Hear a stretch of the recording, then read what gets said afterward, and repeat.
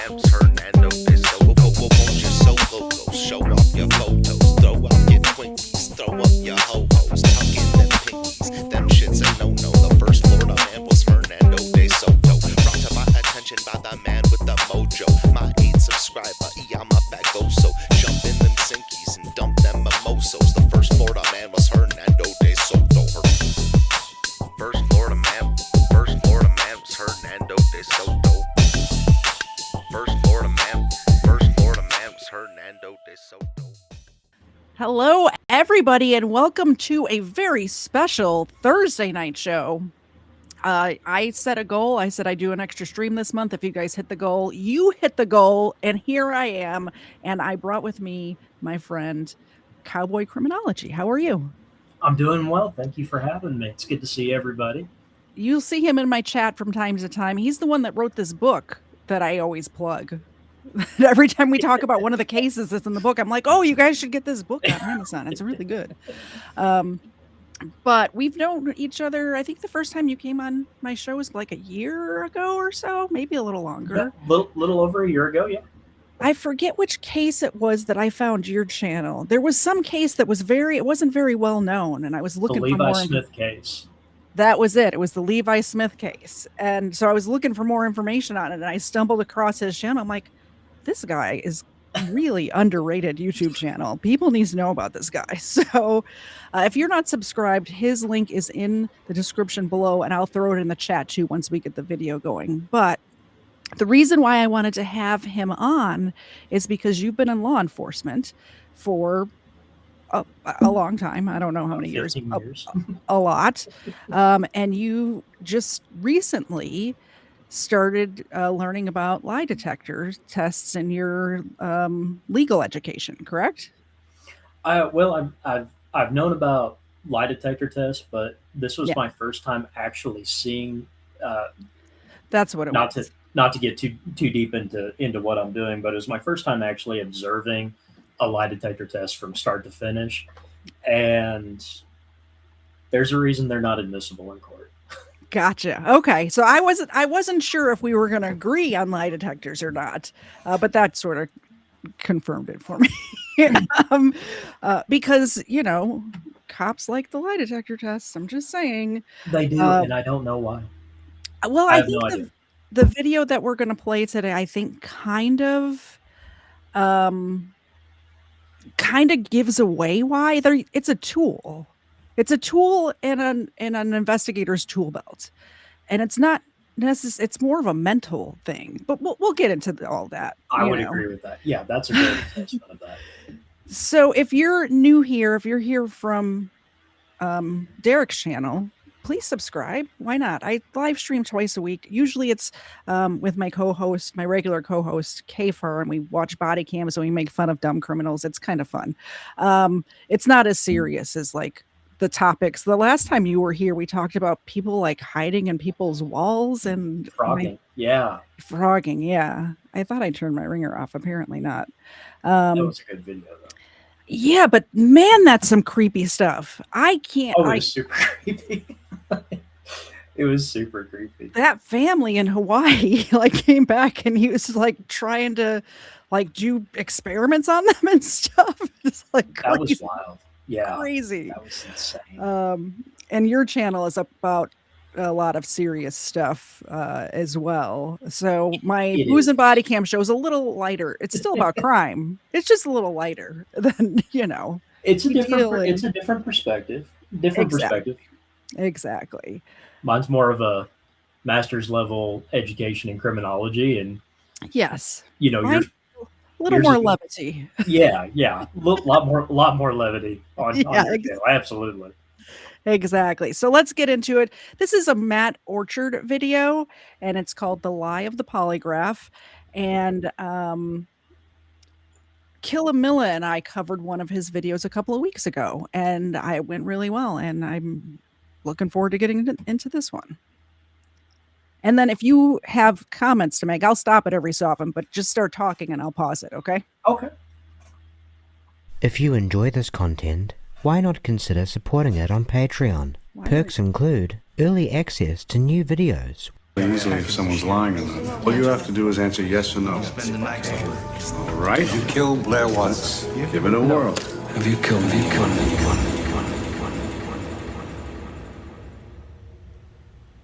The polygraph has become somewhat of an icon in popular culture. The menacing box that can reveal the darkest secrets of the most deceptive souls. But is it a load of bollocks?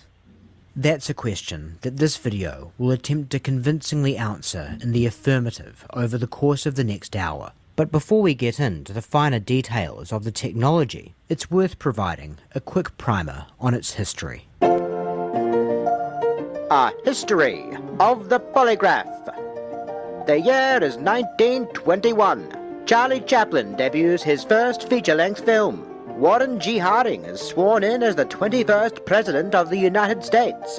Babe Ruth hits a record-breaking 138th home run. And in Berkeley, California, a budding young physiologist and police officer named John Larson develops the first modern lie detector, a device which could measure a subject's blood pressure and respiration in real time, allowing those administrating tests to monitor sudden spikes in those vitals that were indicative of dishonesty. Larson named this machine the cardio-pneumo-psychograph. Okay, Catchy, so huh? I like that they're letting us know exactly what it's measuring and like how it works, because I think a lot of Yes. people, especially a lot of there's a lot of dumb criminals, Derek. There's so many dumb criminals. A lot of them don't understand how it works, so they don't understand what to like to control your breathing and keep your heart rate. Like they don't know that that's what it's measuring. You know what I mean? Yeah, and the other side to that is they think they know what to expect, Mhm. and so they go in and they try to do all of those things, and it's very very difficult to focus on what the polygraph examiner is asking, what you're trying to remember, what you're trying to keep track of, and if you're trying to beat the test, you're trying to do all three of those things simultaneously. Also, if you're being accused of a crime that you didn't commit, your heart rate might be a little elevated as well. Just saying. So law enforcement uses these things all the time for pre-employment screening, Yeah. and so what the questions a polygraph examiner can ask are very very narrow, Mhm. because they have to keep them narrow for accuracy purposes, and they will ask these different questions. Well, if you're in law enforcement or looking for a government clearance, they can ask you anything that's on that application. Mhm.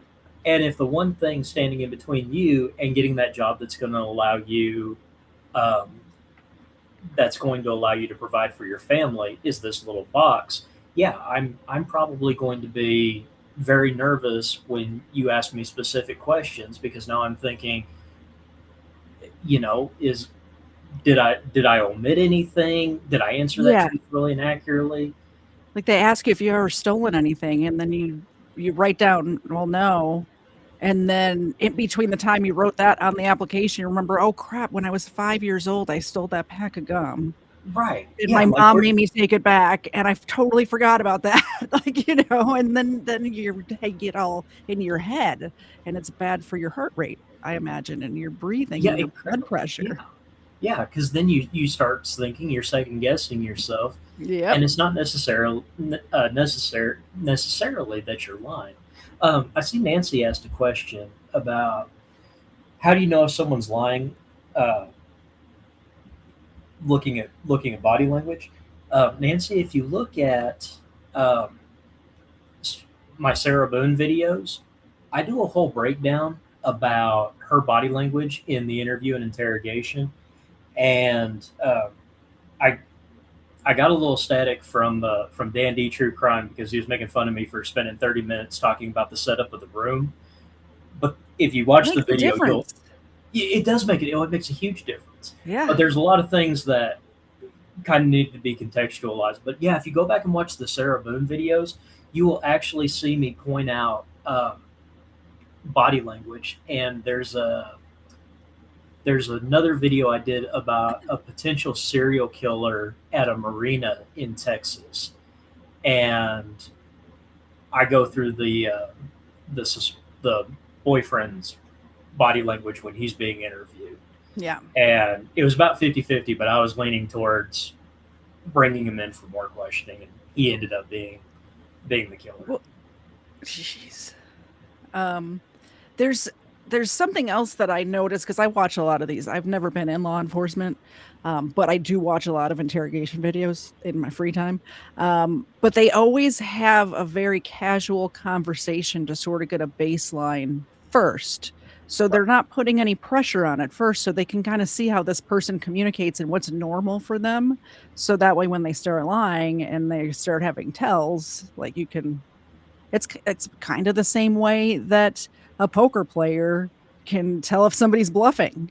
It's very much instinctual sort of thing too, I imagine. Very much so. Very much so. Well, Colin Raid, welcome, Colin Raiders. Welcome. We're talking about polygraph tests today. So we're going to get back into it right now. I don't know if Colin's here yet. Sometimes it takes him a second to shut down the show, but I haven't talked to you in a while. How you doing, buddy? All right, let's go. Word spread of Larson's curious contraption, and in August of that same year, a prime opportunity arose to put it to the test. A man by the name of William Hightower was under suspicion for the murder of San Francisco priest Patrick Heslin, and Larson was called upon to question Hightower on the matter while under the cardio-pneumo-psychograph's watchful eye. Science indicates Hightower's guilt, newspaper headlines read the following morning, and Hightower was convicted of the crime, all thanks to this groundbreaking new technology. That and the police found the typewriter used to write a ransom note, along with a blood-stained piece of burlap and sand from the burial site in Hightower's hotel room, which presumably also helped. Understandably, many were captivated by Larson's machine and its remarkable ability to catch out the crims, but none more so than this young whippersnapper, Leonard Keeler. Taken under Larson's wing as an apprentice before he had even graduated high school, Keeler was barely in his 20s when he first constructed his own version of the cardio-pneumo-psychograph. Over a period of time and after several refinements, Keeler had developed a more portable and user-friendly iteration of Larson's device that, in addition to measuring a subject's respiration and blood pressure, was also able to monitor their galvanic skin response, essentially a scientific term for how much a person is sweating, showing more of a flair for mark. So this part, the sweating part, I know a lot of people sweat when they get nervous, but I don't, and I'm assuming I'm not abnormal. And so I assume a lot of people don't have that response to being nervous. Or I sweat when I'm hot. I sweat when I walk upstairs sometimes, but not just from being nervous in general. Yeah, but I mean, I think that's one of the things. What's the ambient temperature in the room? Is it on the warmer side? Because that used to be a police tactic, where they crank up the heat in the interrogation room. And then they say, you're sweating, you must be guilty. And they have it set at 85. Right, yeah. It's like, I'm sorry I'm not a lizard, but no, you're absolutely right. But there was a good question in the chat about the metrics involved. Trying to pay attention to the chat, but there was 110 people here a minute ago. So we're down to 100 now. Thank you, Raiders. Apparently Biggin was streaming and then rated Colin, and then Colin rated me. So we're just having a trickle down. This is trickle down YouTube-nomics is what this is. Awesome. I love it. Yeah. So yeah, all of these things, anything that causes a physiological response could negatively impact the test. Think of it kind of like an MRI, where you have to be incredibly still in order for the image to be accurate. Yeah. But I mean, when you're sitting there and your freedom, your job, whatever it happens to be, is based on the interpretation of whatever comes out of this box. Yep. I mean, come on now. Than his mentor, Keeler named his machine the Polygraph. And oh boy, did those babies fly off the shelves like hotcakes. Law enforcement all over the country wanted a piece, and Keeler rose to dizzying heights of fame for his innovations, even getting a chance to play himself in the pictures. Look, that's him. He's standing next to Jimmy Stewart. And who could blame a nation for becoming fascinated with this marvelous device? A machine that could see your breathing, your pulse, and your sweat? The deceivers of this world didn't stand a chance. And all an innocent man... That's an episode I want to do, because I'm from Chicago, by the way. What is his name? H.H. Holmes. Yes, the White City killer. That's such an interesting case for me. Yeah, that's it. Yeah. He had the White Castle. He had that house where he built like chutes and ladders into it so he could just slide bodies to the basement. It was a crazy story if you guys haven't heard it yet. Yeah, it's wild. And it all back for that one. It's an insurance scam is what it boils down to. He was a grifter who, like 90% of his crimes involved some sort of insurance fraud. Yeah, yep. He's wild. Needed to do to clear his name was strap himself in. Only some didn't see it that way. Not least so, the courts. In fact, as far back as 1923, not long after John Larson's first version of the device helped put William Hightower in the slammer, the Supreme Court issued a decision on a case called Fry versus the United States that stated that evidence obtained through methods such as polygraph exams could only be admissible once said methods were sufficiently established to have gained general acceptance in the particular field in which they belong. And even in the years that had followed that decision, and with all the additional fine-tuning implemented by the likes of Leonard Keeler, the polygraph could still not be said to have obtained such a status. As a matter of fact, one of the device's biggest critics would wind up being none other than John Larson himself. In the years that followed the invention of his first machine, Larson endeavored to confirm its validity with a variety of experiments and consistently came up short, ultimately concluding that results rendered by lie detectors were totally inconclusive approximately 40% of the time. His protestations of the polygraph's legitimacy fell on deaf ears when it came to the likes of Keeler, however, who continued to promote and profiteer of it until his final days in 1949, where he died of a stroke at the age of 45 after his wife, who had recently left him, died in a plane crash. That's sad. Though Larson outlived his young apprentice by a considerable stretch, his fate was in some ways just as depressing, living in constant torment of his inability to reverse the growing influence of the machine that he had helped create, writing shortly before his death in 1965 that the machine had become a Frankenstein's monster. And with both of its key inventors dead and buried not long after the halfway point of the 20th century, the polygraph's influence over society would not just survive, but thrive, gaining a foothold in all sorts of places throughout the public and private sectors, and touching the lives of millions. The polygraph, the world's ultimate lie detector.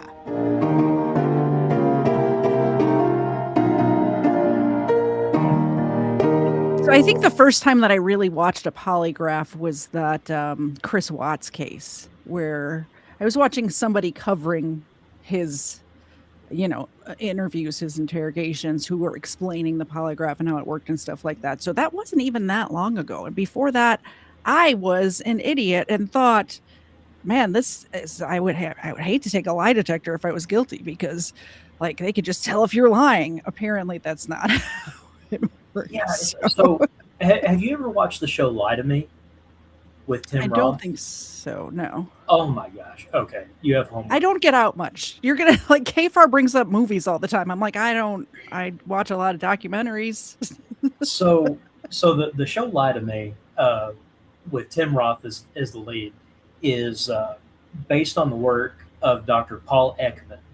And Dr. Paul Ekman is widely regarded to be one of the world's leading experts on deception. Okay. And there's a great episode in Lie to Me where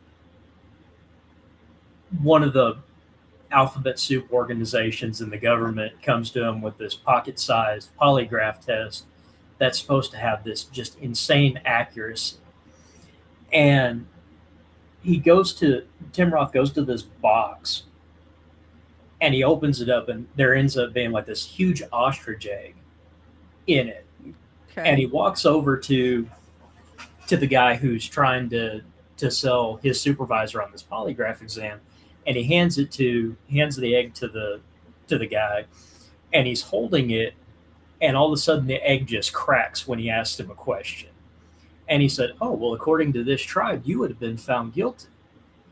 And then all of a sudden you see the guy start backpedaling and everything. That show actually has, because Paul Eggman is one of the creative consultants on the show, very accurate about learning about facial expressions, body language, and things like that. Okay. I just started a goal, everybody, and I assume there's a lot of new people here. If anybody super chats, the dogs get a mini milk bone. That's what we do over here on this channel. Just saying. Also, I had a $7,000 plumbing bill this week.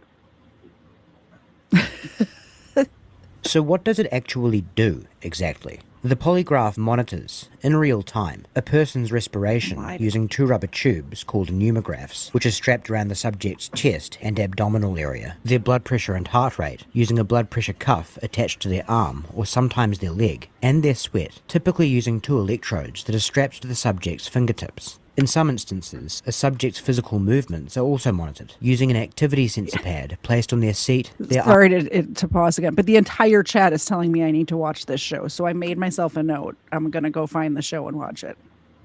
Oh my gosh, Dan D. Crime is in the chat. That's I awesome. see him. Hey, Dan D. Welcome. Or under their feet, but we won't worry about that for now. So how can these measurements determine whether or not someone is telling the truth?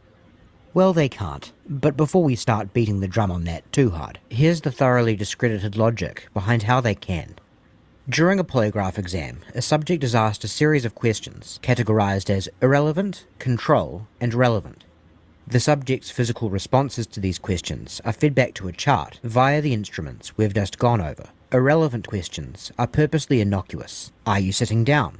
Is the door closed? Is your name Jack? Etc. There is no reason that these sorts of questions should cause any kind of distress, and so whatever your respiration, perspiration, and heart rate are like while you answer the irrelevant questions is established as your baseline. Control questions are questions that one may often be inclined to lie to, and therefore may elicit a physiological response, but are not directly related to what the subject is being investigated for. Relatively broad questions like, have you ever hurt anyone? Or have you ever stolen anything? Unlike confirming that a door is closed, for instance, knowingly telling... Honestly, the questions, have you ever hurt anybody or have you ever stolen anything, has got to be yes in all cases for every single human, right? So far, that's the first mistake I've seen in this video, or the first mistake I can catch, because modern polygraph exams try to limit those broad questions, like to make you think about a specific incident and not just anything that could have happened in your entire life. Okay. So Legal Fiction donated $10, and around here $10 gets the dogs a duck foot, which are super disgusting, which is why people like to do that to me. So Legal Fiction, thank you very much. So you think it should be more narrowed, like more like... yeah, because did you steal something when you were, from this store at this time or something like that? So it should actually be tailored to what the investigation is. Well, I think what he's saying is these are control questions. Right, but for a control question, you're gonna want something. You're gonna want something that you can control. Are the lights on in the room right now? Oh, gotcha. Okay. What light and so the way I've seen polygraphs done in setting up these types of things, there's like 5 questions that you're going to tell the truth to, and 5 questions you're going to lie to. You're going to say yes for all of these questions, and they're all going to be the truth. And then you're going to lie about these questions, which are obviously observable. Are you in Texas right now? What's your name? Or is your name? Is your name this? Are the lights on in the room? Something like that. Gotcha. Okay. Thank you, Gary Ed 44 for the $2. I did give them a mini milk bone right after their duck feet, which, if anyone was listening, you can hear the bones crunching in their teeth, which is extra gross. A lie should be expected to cause some level of distress. Distress that will be reflected in the vitals that are monitored by the polygraph. How you react to the control questions will be used as a point of comparison for how you react to the relevant questions. Relevant questions are exactly what they sound like. They're the questions that are pertinent to why you're sitting in a chair with a bunch of uncomfortable crap strapped all over your body in the first place. Are you responsible for murdering that woman? Have you been sharing state secrets with foreign nationals? Did you steal that stapler from the supply closet? And so on. The ultimate tell that someone is lying to a relevant question is when their physical response to it is greater than their response to the control questions. Here is an example of a modern digitized polygraph chart. The two blue lines up here represent the subject breathing in and out. The green line is their galvanic skin response, the sweat. And the red line is their cardio tracings, monitoring their heartbeat as well as increases and decreases in their pulse rate and blood pressure. The black line toward the bottom is monitoring their movement, but again, don't worry about that for now. The green and red boxes, marked C and R, respectively denote where a control or relevant question has been asked. The white boxes indicate irrelevant questions. This is a desirable result. As you can see, the cardio and DSR tracings don't spike notably on the relevant questions, and the respiration rate stays nice and even. And here's a chart where someone got themselves in a bit of trouble. Note when this relevant question is answered, their GSR... Whoever's this is was in a bit of a tizzy when they were answering the questions. Holy cannoli. It looks like a spirograph. Yeah, it does. Oh my gosh. has a big spike, and their cardio tracing ramps right up. Then by the time they get to the control, their cardio is evening out and their perspiration is beginning to abate. So what do you think one fundamental objection to this methodology might be? A glaring one that might have been in the back of your mind for a while now is how can these spikes be attributed to deception? How can you separate a spike brought on by nervousness or embarrassment, for instance, from one caused by knowingly telling a lie and worrying you might get caught? The answer is you can't. It really is that simple.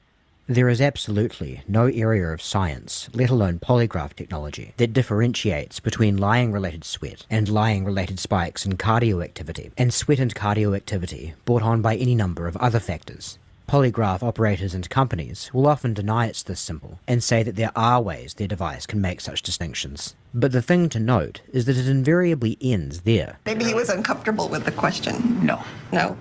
You will never get an explanation as to what those mechanics are and how they work, or in the rare event that some kind of explanation is offered up, it will... Why, first of all, I'm not about what he's saying, but why, first of all, are we watching this guy with his first name and job title on his shirt on Comedy Central? Who is this Yahoo? I think this was just a skit, but it's a great segue because you will have, so law enforcement agencies, they love asking people to take polygraph exams. They love it. And because their idea is our polygraph examiner is so good, he's going to be able to tell if you're lying. Yep. And I've had individuals that I've known through my law enforcement career call me up, talk to me about different types of cases, and say, yeah, he's agreed to take a polygraph exam. I said, yeah, because he's going to pass. No, we know he did it. How? How do you know he did it? If you knew he did it, you wouldn't need him to take the polygraph test. Yeah. They all say the same thing. Nobody can beat the box. Nobody can beat the box. Predictably, as the Cowboy criminologist said, this person's going to come in, they're going to ace the polygraph exam, and now what? Yeah. And then they're like, then all of a sudden it's, well, we still know this guy did it. Well, no, you can't have it both ways. You can't say nobody can beat the box and then have proof that somebody can. And now the rules have changed. It doesn't work that way. It doesn't work that way. Either the box is this infallibly designed piece of machinery that nobody can get around, or you have to admit that it has flaws. You can't have it both ways. And there are certain types of crimes where I would expect an individual to be able uh, to beat a polygraph exam. There are just certain criminal types But that yeah, commit certain types of crimes. I imagine if you are a criminal and you lie all the time and you're used to lying, your body functions aren't going to be any different when you're lying or you're not. So if you're like if you are a criminal who's committing crimes every day, it's normal to you. Like that's your baseline, you So know? let me give you an example. Have you ever heard of a dark triad individual? No. Okay, so a dark triad individual has three common characteristics: narcissism, Machiavellianism, and psychopathy. Okay. I've heard of all If, three of those things. okay, right. So if you combine, so imagine combining all three of those personality traits in one person. You're not dealing with exactly the Not a normal best person. personality, right? Yeah. Somebody like that spends their entire life lying to people about who they are. Hmm. They're not going to have a problem getting on the polygraph test. Yeah. They're going to ace it without a problem. The only thing that's probably going to throw them It's is telling the if you, truth. Sorry. is if you brought them in to talk about something they weren't expecting you to know about. Oh, gotcha. But if they have an idea of what you want to talk to them about, and Yeah. cops give it away all the time, they're going to ace that polygraph test. Yeah. But it's John Douglas, Robert Ressler, Roy Hazelwood. I've talked about them a lot on my channel. The big three of the FBI profiling program. Yeah, criminal I think profiling program. one of John Douglas's books is right next to your book over here on my bookshelf. So Oh, what a great place for my book. That's awesome, because I think I reference him like 15 times. you do. But he comes up with a lot of good material, and he always advises against the polygraph test, because especially with the types of cases he investigates, serial killers, serial rapists, things like that. Hmm. He thinks the same way I do, or actually, I think the same way he does. Yeah. They are going to be the most likely individuals to get around the polygraph test. Hmm. And then where do you go in the investigation after that? If the guy aces the polygraph test, what's the examiner going to ask you? He passed the polygraph Yeah. test. Where do you go from here? At The least detectives have to fails do their that. job and find some evidence then. Oh, heaven forbid. Instead of just a hunch. Where on the opposite side, if the polygraph shows that the individual failed, now you've got something to work with.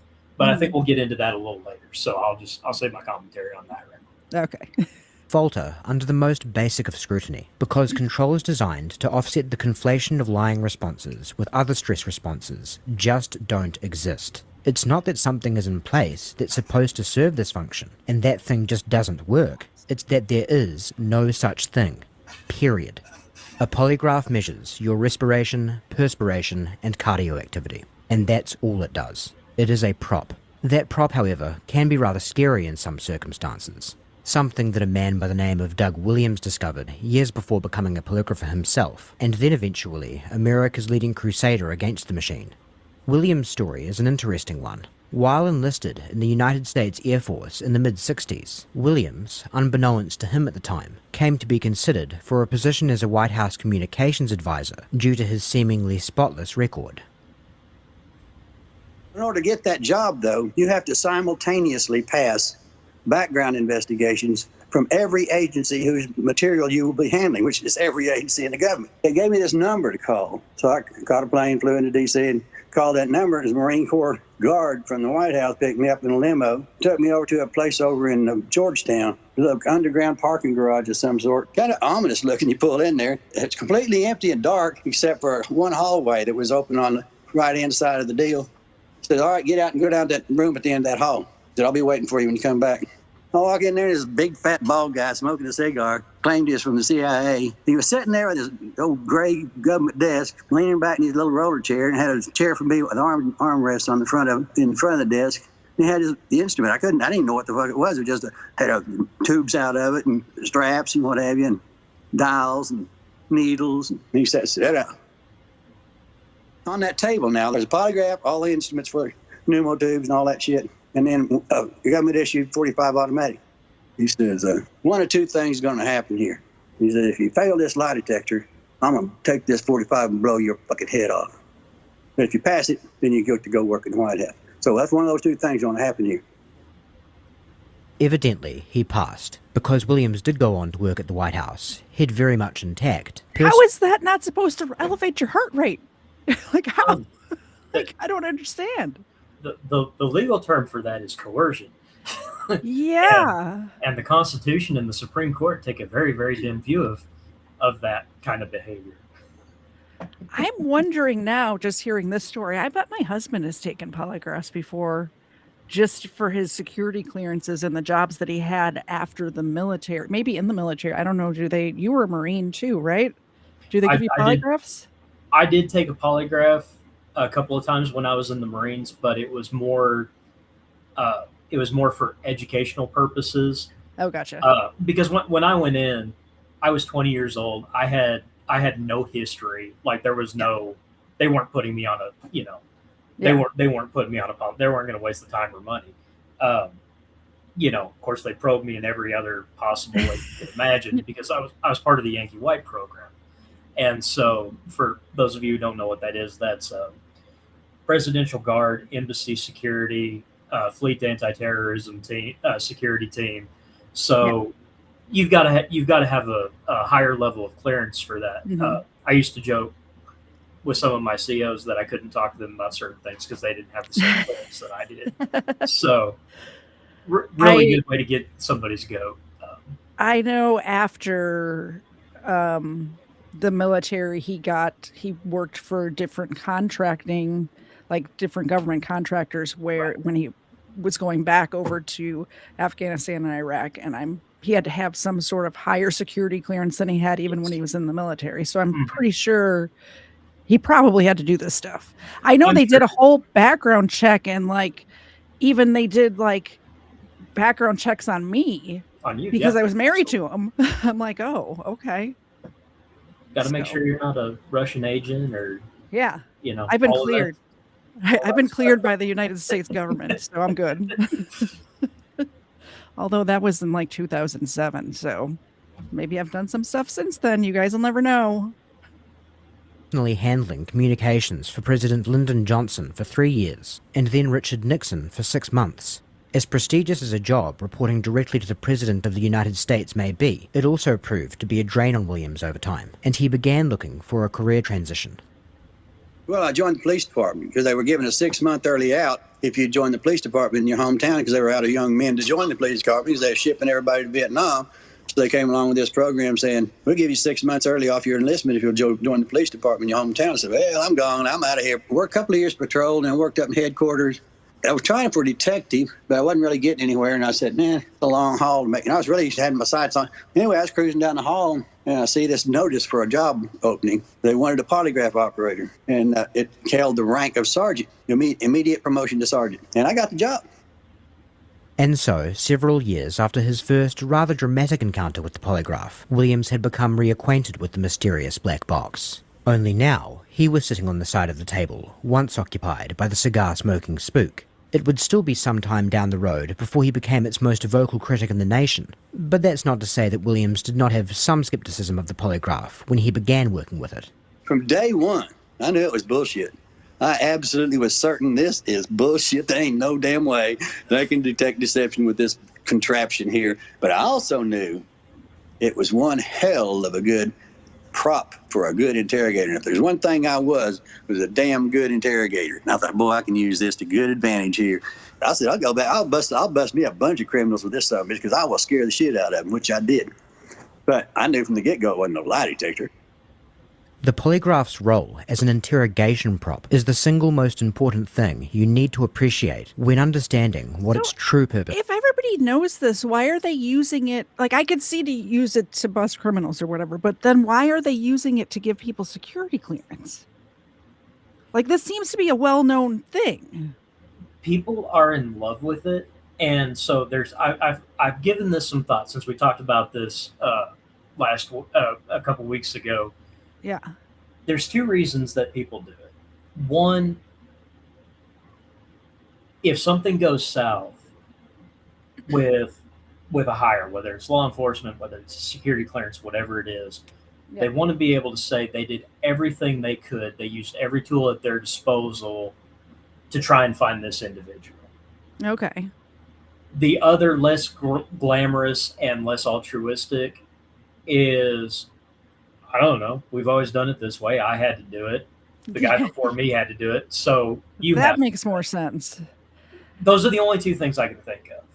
I could see back maybe 20 years ago, people really believed this and like, you know, but now like in 2026, we're still doing this. Really? We're still doing it. Yeah. Cause I mean, you got that old guard that for the absolute life of them, they will not, there are better ways to do it. Like if you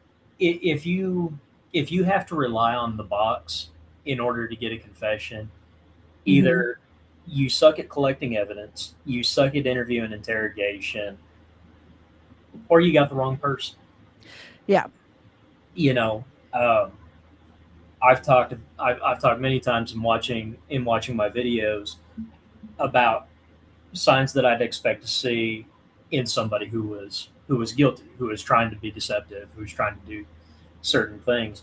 I really need to find a video that shows somebody telling the truth, because somebody who's being accused of a horrific crime acts completely different. Like there's nothing but shock, and that shock goes away really quick, and it turns to anger, and like not just vocal, like y'all better get more people in here because this dude's about to tear this place apart.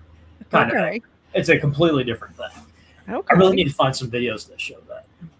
I'd be interested to see that too, because we always see the ones of the, you know, all of the interrogations of, you know, Sarah Boone or Chris Watts or all of the cases. But I was watching one today. I like to have something on in my headphones all day long, pretty much. And it was some woman who was drunk driving in Myrtle Beach and killed a bride and groom on their wedding day or something like that. And boy, she was something else. I'm telling you what. So it wasn't even like one of these big cases that everybody knows about, but there's so many of them. But it's always the ones that end up then going to trial or confessing and whatever, and they're guilty. But we never see the ones that are being accused and then, you know, they really weren't the person. You know my favorite interview and interrogation video of all time? Stephen McDaniel. I was going to say that. That's my favorite too. I covered him on my channel. That guy, I saw him on the news, and when I saw him go ghost white, I said, "There's your killer." Yep. And my dad just kind of laughed at me, and he's like, "What are you talking about?" I said, "He's the killer. That's him. He's the one." There's no doubt in my mind. And my dad just kind of laughed it off and everything. But he came back to me a few hours later. He goes, "You know, you were right about the Beltway snipers. You were right about Natalie Holloway. You were right about." I'm going to give you the benefit of the doubt on this one. Yeah, Stephen McDaniel wasn't too far from where I am that happened. That's a horrible case. I know. You've done a show on him, haven't you? I have. Yeah, 2, I think. Because I did one where we just watched the interrogation because, man, that's a good watch. It's such a good watch. And those, the cops, the red shirt cop and then the other cop, they're just such good old boy, like, detectives. And they knew, you know, but their tactics are a little bit different than you would get in, say, New York or Chicago or somewhere like that. You know? Yeah. And that goes to, and part of being a good interrogator is be authentic. Yeah. Be authentic to where you're at. It doesn't do you any good if you're in small town Georgia to try to act like, a LAPD or NYPD detective. It's not going to, like, people are going to see through that. But Stephen McDaniel, like the way he just sits there in the interview room, I'm like, man, this class could be this video could be an entire case study. It is. I mean, it is a master class in just composure. Like, he does not move a muscle the whole time. And like, even when the officer's like, well, just relax, put your hands on the table, he just goes like this and then just doesn't move them again. He does what the officer tells him to do, what the detective tells him, and then freezes again. It's if you guys haven't watched that, go watch it. It's a little creepy to watch. Super creepy. And because he's looking straight ahead the whole time, and the detective's like, look at me, and the way he turns his head and just goes, it just locks like on. Michael Myers, Chucky vibes. Yeah, the whole thing. Chills just thinking about it. Yeah. Yeah. I wish they would have strapped him up to one of these. That'd be fun to watch. Man, a little later, we'll break. I think he'd have broken the machine. It's like, I don't think you need one on this guy, but if you want to put him on, I mean, I'd love to see the graph, because I think that would just be that would probably be like a modern art masterpiece. Exactly. Yep. You need to appreciate when understanding what its true purpose is. A little later, we'll break down the performance tactics involved with a real-life example. But for now, broadly speaking, the trick behind the polygraph, especially in a criminal context, is that it's only as effective as the person being subjected to it believes it to be. Because polygraph results are barely ever admissible in court, even badly failing an exam won't really have a detrimental effect on one's prospects of avoiding a conviction if they just scoff at the results and walk away. But if they buy into the lie that they have been caught out and are now left without any recourse, it can go a long way to procuring a confession, which, needless to say, can lead one much closer to a long stretch in prison. And so, a large portion of the polygrapher's job has nothing to do with conducting the actual test, but rather selling the subject on the validity of its results. One of its co-inventors, Leonard... That cartoon should have been the thumbnail right there. Both the Pinocchio noses on both of them. Everybody's lying. That's good. Yeah, that's pretty good. Rather selling the subject on the validity of its results. One of its co-inventors, Leonard Keeler, would literally use card tricks to this end. I'm going to try an experimental test now. I want you to take one of these cards, look at it, remember the card that you chose, and then place it back in the group. And I'm going to ask you one card at a time, and I want you to say no to each card that I ask, including the chosen card. You understand? Yes, sir. Did you choose the 7 of clubs? No. Did you take the 3 of spades? No. Did you take the Queen of hearts? No. Did you take the Ace of hearts? No. Did you take the 5 of diamonds? No. You took the 5 of diamonds, Frank. Did you? Yes, sir. The thing is, Keeler would take certain measures, such as marking the cards, to ensure the polygraph didn't fail him. A rather good indicator. Of course he did. Of course he did. I'm like, well, how does that work? And of course he did. Brian Showman, thank you so much for the 5 gifted memberships. Welcome new members. I appreciate you guys very much. We do a game night for members over here once a month, so look out for that. That even he didn't believe what he was peddling. Some polygraphers will even use trick decks, switching a randomized one with another that's comprised entirely of the same suit and number while they divert their subject's attention. There are all sorts of variations of these techniques. It's a magician's trick. This is a magician's trick, really. It totally is. Very similar to when you see the Mentalists or whatever on America's Got Talent or some show like that. It's the exact same thing. Right. So just they call it just with life and death hanging in the balance. That's all. You know. They call it shotgunning. Mentalists, they call it shotgunning. And the thing about it is they start very broad. Yeah. And then they start looking for your reactions and trying to tailor things to a specific circumstance. And if you watch it being done and you know what you're looking for, it's blatantly obvious. It's like you're telling this guy everything he needs to know. You're feeding him all the information, and then the only person surprised by it are you and this guy. Yep. Exactly. Any polygraph test, there will be a mock test, ostensibly to make sure everything is in order and the subject is responding appropriately. But in reality, the real goal is to convince the subject that they are responding appropriately. No matter what your chart winds up looking like, you can be confident you'll be told you're a terrible liar, and therefore an ideal subject for a polygraph exam. But the polygraph isn't just used in criminal contexts. In fact, back in Doug Williams' heyday, it was so prolific in the private sector that countless people who not only had no criminal record, but weren't even under suspicion for any specific wrongdoing, were forced to take exams. A very lucrative situation for polygraph technicians. I was making probably $700-800 a month as a sergeant. I could make that every week running polygraph tests off duty, easily. So I signed up and started working off duty running pre-employment polygraph, because back then, everybody had to take polygraph tests to get a job, whether it's a store clerk or bank teller or whatever. But over time, Doug Williams began to grow increasingly disenchanted with his profession. I never did get as corrupt. I was a little bit corrupt because I lied about how it worked and convinced people it worked when I knew damn well it didn't, but I wasn't as bad as most of them. It's sickening after a while. Like, for instance, they brag in their little meetings. Well, I hit Eckert Drugs, which is a local drugstore here, for 20 tests to fill 2 openings. What that means is making $150 a head in 1972 to run a 15-minute test, and he deliberately failed as many people as he could so he could keep cranking them through there to fill 2 fucking openings. That's wrong.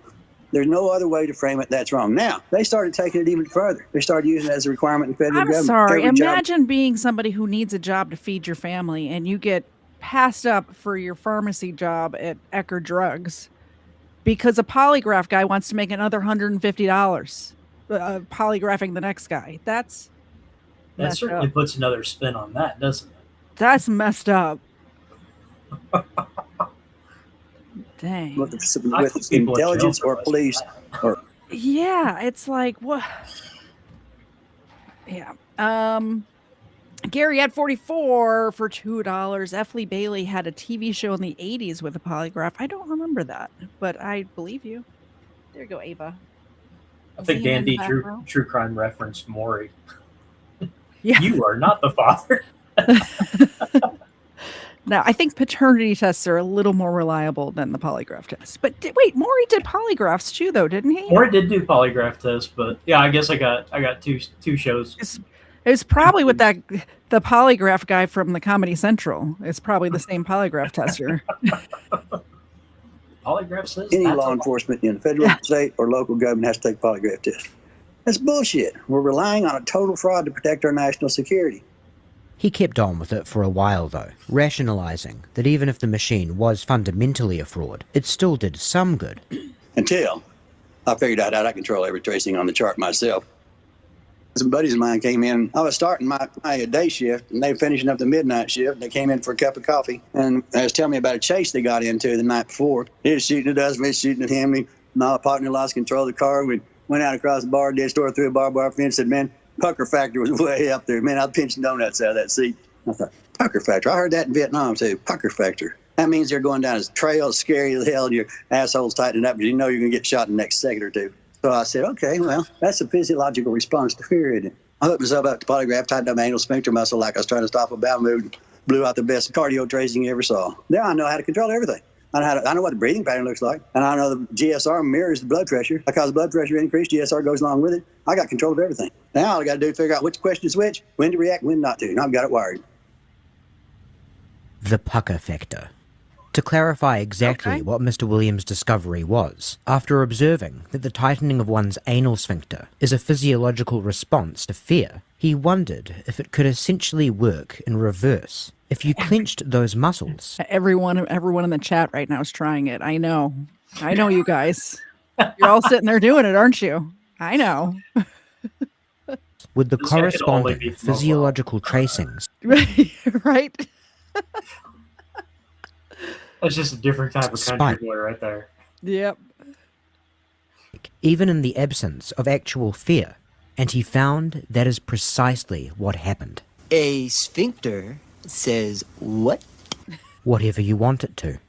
Get a control question, tighten it. Your tracings will spike. Get a relevant question, loosen it. Your tracings will relax. Now, your responses to the controls are greater than your responses to the relevance, and therefore, in the polygrapher's eyes, you're telling the truth. But hold on, you might say. Regardless of guilt or innocence, why would your reaction to a generic control like, are you an honest person, be greater than your reaction to a question that's relevant to what you're being investigated for? Well, we can't sit here and evaluate the polygraph technique because it's bullshit. What we got to do instead is we got to say, okay, what are your rules? What do you say constitutes a perfect, truthful charge? They say, and they act accordingly, if you have no reaction on any relevant question, and you have a reaction on at least one control question, then you have passed the test, truthfully. Because why? Because that little squirrely question about whether you ever stole anything from someone who trusted you bothers you more than all the really important questions. Don't make sense, but that's the way it is. They're mixing apples and oranges. There's no way you can compose a control question that has the same emotional impact as a relevant question. They try to do it, but it doesn't work. So we're not going to evaluate their technique. I can do that myself. I teach people how to play by their rules and produce what they say they want to see. That's how they make the game played. That's how we'll play it. and that's exactly what Doug Williams dedicated the rest of his life to doing. Teaching people to play by the polygraph's stupid rules and win. He quit his job with the police force, started living out of a 67 panel truck he dubbed Moby Dick, and supported himself by working odd jobs between roaming the country to give seminars and distribute his manual How to Sting the Polygraph. He also appeared on a variety of national news programs, including a segment on 60 Minutes in 1986 that featured a rather revealing experiment he helped orchestrate. Okay, I can watch you breathe. Known about this since 1986. That's more than I was thinking, like 20 years. You knew about this, but apparently way longer than 20 years. It said at the beginning of the video what that fry case was in like 1921.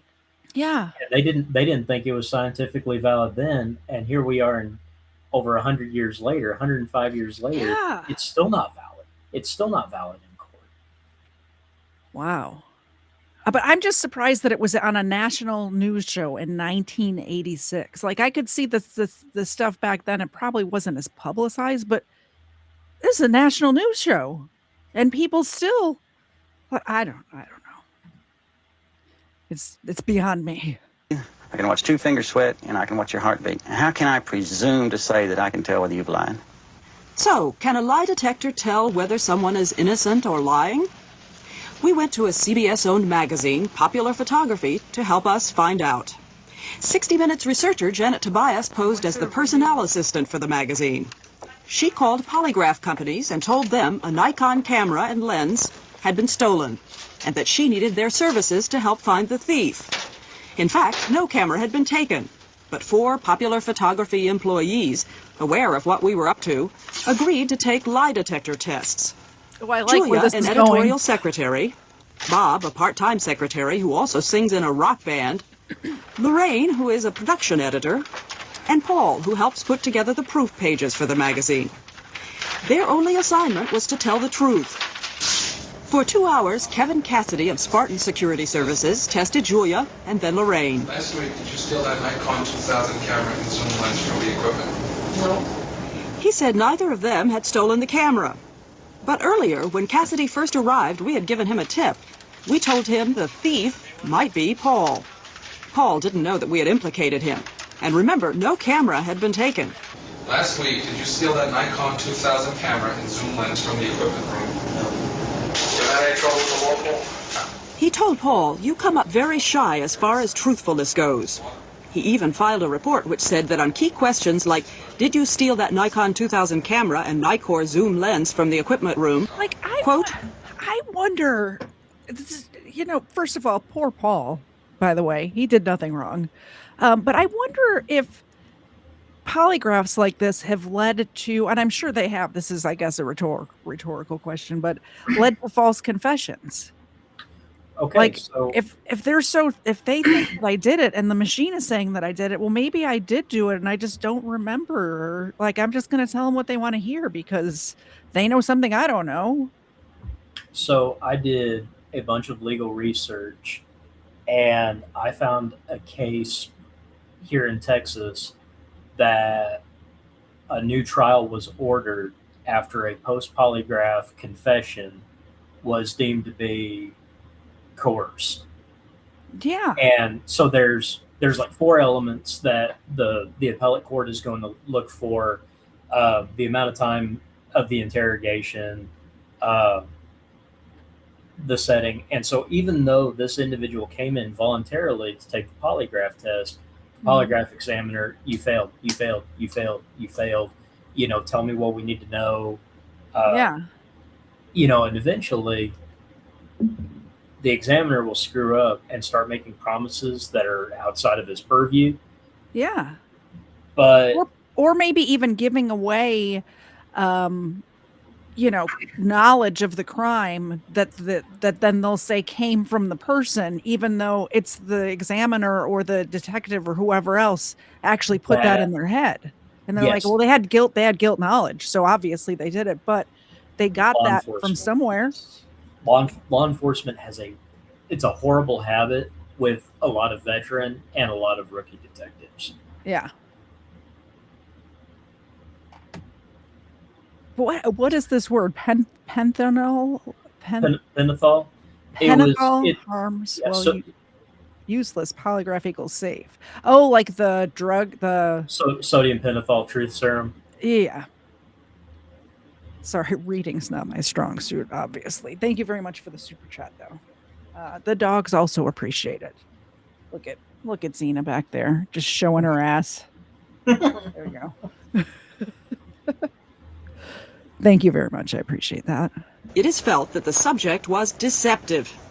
After having one innocent employee pegged for stealing the camera, they then ran the experiment 2 more times using 2 other polygraphers, tipping them off to 2 different employees respectively. And just like the first time, in each instance, the person the polygrapher had been tipped off to yielded a chart that indicated they were being deceptive. This highlights another significant problem with polygraph methodology. The big selling point of lie detectors is that they remove the folly of human bias in favour of scientific verification. We don't need to worry about the imperfections of a person's intuitions anymore, because now we have a machine unburdened by such things. But in reality, a polygraph is very liable to serve as an extension of an investigator's confirmation bias, rather than a modulator of it. If a polygrapher suspects the subject they're testing, or knows that the people who have sent this person to them think they're the culprit, that can have a subconscious effect on things like the tone of the polygrapher's voice when they ask the relevant questions, which in turn can have an effect on how nervous the subject feels when answering them.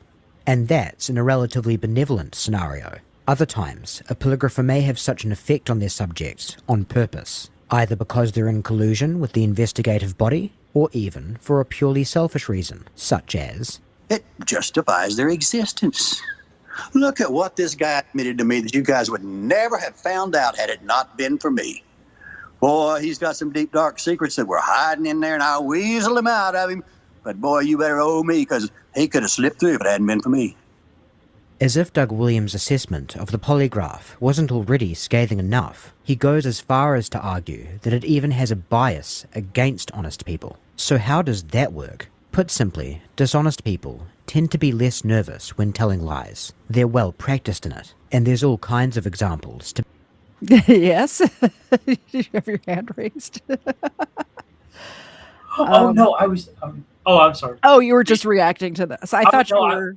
I didn't see your other hand. I was just reacting to exactly what we had just talked about how people like this are going to be less nervous. And it's like, exactly. What John back Douglas up this book do theory. you have? What's up? What John Douglas book do you have?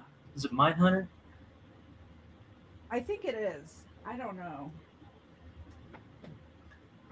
So John Douglas always made a point of whenever he did an analysis for a police department on a crime that where behavioral profiling could be helpful.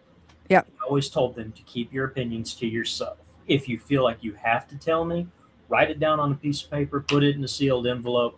I don't want to be biased by what your thoughts are, and for this exact reason right here. Yeah, it's whichever book that goes over the male nurse and the Girl Scout that was delivering cookies, and then it was like 4 or 5 different cases in there, but those are the 2 that really come to mind. Yeah, it was like it was out east somewhere. The Girl Scout delivering cookies and got pulled into a house. Yeah, that was horrible. And then there was a male nurse in that too that killed a bunch of people. Just to name a few, CIA officer Aldrich Ames was arrested on charges of espionage in 1994 after being discovered to have acted as a double agent for the KGB for just shy of 10 years. He had regularly passed polygraph checks for the entirety of that period.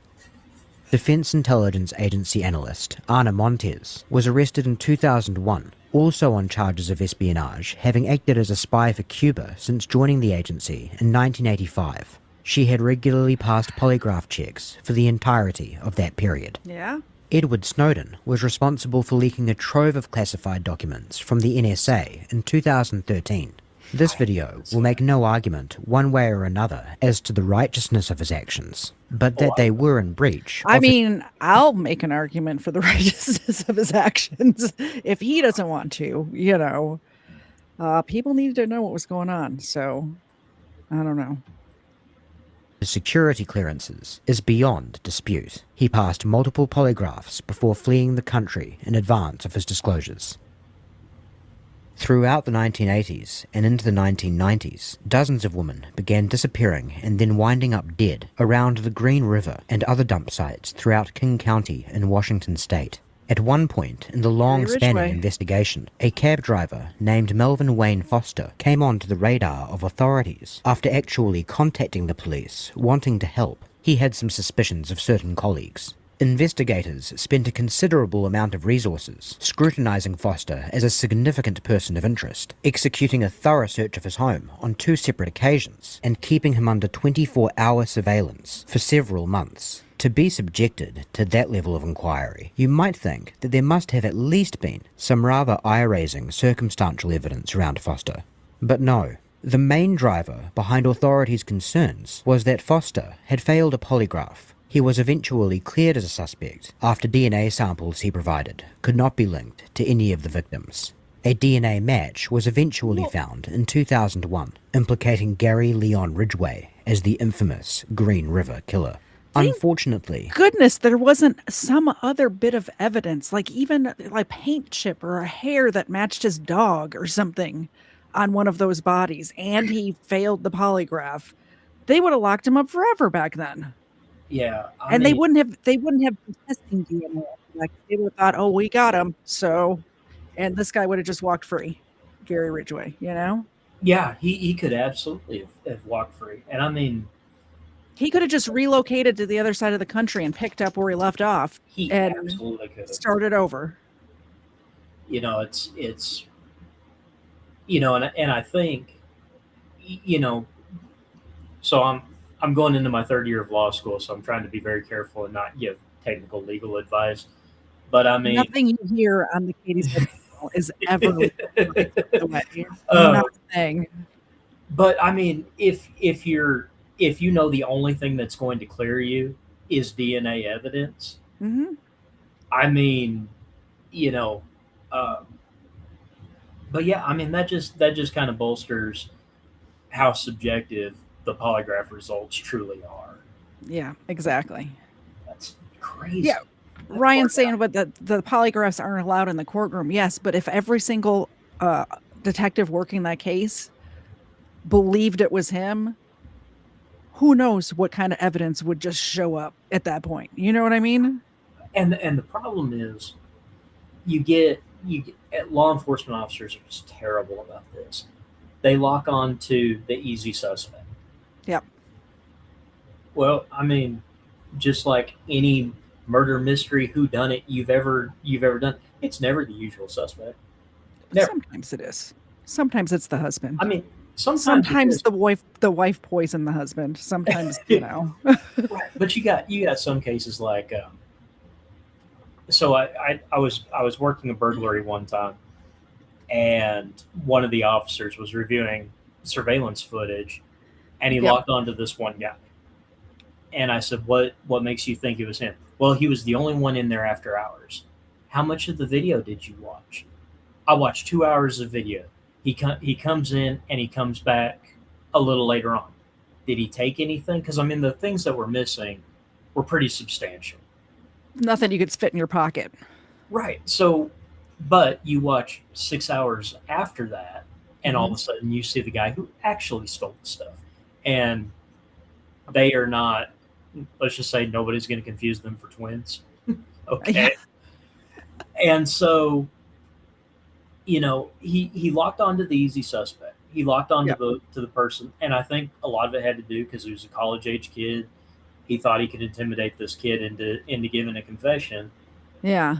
They brought him in, questioned him for 2 hours, came to me, and they're like, "We didn't get anything out of him. You didn't get He anything didn't out do of him. it. He didn't do it. Yeah. I told you he didn't do it. I told you he was a waste of time." And so, Yeah. it's But now imagine if that person that he logged onto just happened to be a little bit lower IQ or something of that oh yeah, nature, oh and yeah, then was in there for 2 hours or longer. or didn't And think that the bag that was specially set out for him, mhm. because it was like a care package, something that he was entitled to. What if he mistakenly thought he wasn't supposed to take that when he took it, Yeah. and that's what he thinks he's being asked about, and then all of a sudden he's confessing to something that he legitimately had a legal right to. I mean, Yeah. that's the scary part. It's a problem. It's a huge problem. It can't be said that he got away for that long because he managed to avoid raising any suspicion whatsoever during his career as a serial killer. He had become a suspect as far back as 1984, but investigators ultimately decided to move past him. After all, he did pass a polygraph. Over the years, the polygraph's prevalence in wider society has thankfully receded significantly. The Employee Polygraph Protection Act, passed in 1988, has put severe limitations on its use in the private sector within the United States, meaning if you have a run-of-the-mill occupation, like retail for instance, you can rest assured you will not be subjected to one as part of an application process or a routine check that you're not stealing merchandise. That's not to say that there are no circumstances where the average citizen might find themselves hooked up to one. Polygraphers offer their services to couples who might be experiencing issues of distrust, for instance, and those under suspicion of a crime are often asked to take one. Regular polygraphs are also sometimes a term of probation, and all kinds of government employees, especially those with security clearances, still have to tolerate the sham and all the risks of baseless accusations and undeserved punishments that come along with it. Claims are made, of course, that the technology has improved over time. But just as with the claim that polygraphers have ways to distinguish between a lying reaction and other fight-or-flight responses, specifics are never offered up for that claim. The modern polygraph perhaps tracks vitals a little closer to in real time than the original model, and now they're charted digitally as opposed to on scrolling paper, but that's it. The core tech really is the same as it's been for 100 years. The fact that Doug Williams has become a world-leading expert on the machine should speak volumes on its primitive nature to anyone who's ever tried to set up a Skype call with the man. And speaking of Doug Williams and technological improvements, a quick word on those activity sensor pads. Their supposed purpose is to register physical countermeasures, such as Mr. Williams' pucker trick. It's a rather dubious claim because, as Doug puts it, the problem is the only way that would work is if the subject allowed them to insert it into their asshole, which nobody's going to do. And certainly no tangible evidence has ever been offered to confirm that sensor pads can detect such maneuvers. To be on the safe side, however, in recent years, Doug has developed a new technique, one that essentially produces the same sort of effect as the pucker technique, only in a way that is a little less abrupt and therefore appears more natural, and that is completely foolproof against physical detection should the polygraph industry ever develop a pad that really can detect the tightening of one's sphincter. So what is this cutting-edge new technology? When asked a relevant question, think of something soothing. When asked a control question, think of something scary. That's just yes, really. Common sense, right? Like, I would think people would be trying to do that anyway. I mean, I don't know how effective that would be. I'm going to give a little credit where it's due. I think a good polygraph examiner would be able to recognize that response is out of character for that question. So I don't know that I'd necessarily use that as the gold standard. Well, here's what I'm wondering. If you're counteracting the spike, like, I'm wondering if instead of it being abnormal, it just brings everything level, if that makes sense. That's a good question. Instead of being opposite, it just kind of brings everything in. Right, where So nothing appears even. Yeah. That's a great question. I'd love to get an answer to that. Maybe we will. Let's press play and find out. Literally that simple. Well, okay, maybe not literally. You do need to practice disassociating with the content of the questions, training yourself to simply label them as control and relevant before visualizing accordingly. Williams has even developed some hypnosis routines to help condition people into giving the appropriate response with little conscious effort. Williams claims that he's batting 1,000 with this current method, so even if perhaps you couldn't pass a polygraph right this second with just the instruction of relevant question calm thought, control question scary thought, besides a little practice, there really isn't much more to it than that. And if you still want some evidence as to the effectiveness of Doug Williams' methods, the actions of the federal government should serve as a rather compelling testimonial. In 2013, they decided that they had had enough of his countermeasures and targeted Williams in a sting operation, sending an undercover agent to get training in concealing admitted wrongdoings when applying for a job with US Customs and Border Protection. According to Williams, they went beyond even that level of entrapment to build their case against him. They couched it in terms of that I was doing this so that I could defraud the government or get a guy a job that he wasn't qualified for. And they literally lied about everything. Like, for instance, this first guy called me and begged me. He just begged me and begged me and begged me. In fact, my lawyer was marking it down 21 times. I told him no. I got to come over. I got to learn. Please help me. I'm going to pass this. 21 times I said no. Because it was fishy to me. I smell a rat, I said. There's something wrong here. I'm not going to help you do this.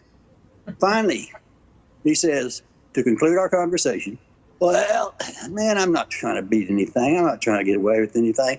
I already told him everything I did. I looked the other way when my friend brought in some coke. I just don't want to be accused of something I didn't do, so I got to learn how to pass the test. That changed my mind. That's called exculpatory evidence that I had no intent to help him lie, rather help him prevent being falsely accused of deception.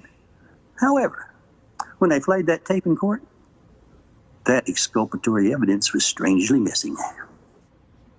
With his back against the wall, Williams ultimately decided to... I know, I kind of believed him up until right now. I almost don't believe. I mean, I don't know. Maybe we should hook him up to a lie detector and find out. Yeah, now his credibility is kind of... The government does weird stuff sometimes. So maybe he's telling the truth, but something about his voice right there, like, it's just an intuition. I don't feel like he was telling the truth about that. Plead guilty to 3 counts of witness tampering and 2 counts of mail fraud. He was sentenced to 2 years in federal prison. Also, then why would you plead guilty to it if you didn't do it? Do you see what I mean? Yeah. He completed on July 26th of 2017. For a time thereafter, he was legally barred from training people to beat the polygraph. But that period has passed, and so now he's right back at it. With all that we've been over, it would be easy to conclude that the polygraph is useless. And it is, in the sense of being a lie detector. But while it is effectively nothing more than a prop, in an interrogation, it can be a very useful prop indeed, and not all polygraphers are equal when it comes to using it. Technical qualifications do not really matter, of course, because the data they're analysing, or purporting to analyse, is meaningless. A polygrapher's real job is to sell their subject on the machine's integrity, and some of them are exceptionally talented at making that sale. There he is. We can yesterday. No, okay. Hi, Chris. How are you? If you're a follower of this channel, there is a very high chance that you're already familiar with the I have case a feeling if you're a follower of Derek or myself, you probably know what this is as well. of Chris Watts and his polygraph exam administered by CSI agent Tammy Lee. She's As really a quick good. primer for anyone watching this video who is not, Chris Watts murdered his pregnant wife and 2 young daughters in August of 2018. At the time of this interview, the bodies of his family had not been found, so their official status was still missing, and Chris Watts was merely a suspect, albeit the only one who was really being taken seriously. There is absolutely no question as to his guilt. So while the polygraph industry has largely served as the villain of this episode, Agent Tammy Lee is obviously not the bad guy in this room. But we will be analysing this footage, not to make a call on who is or is not a bad guy, or whether or not they're guilty, but rather to put everything that we've been over into the context of a real-life polygraph exam.